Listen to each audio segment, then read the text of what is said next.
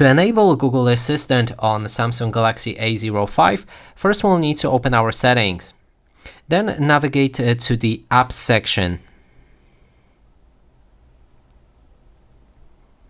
Go for Default Apps and then Digital Assistant app. Now select the Google like that, click on OK, go back.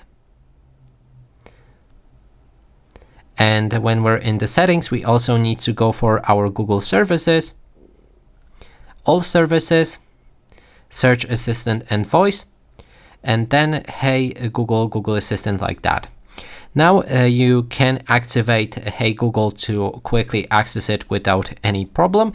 Perform the voice setup by clicking on this switch and it should work fine. But also right here in our Google Assistant tab, we need to set it as our default assistant by going to the Digital Assistant from Google and make sure that Google Assistant is turned on just like that.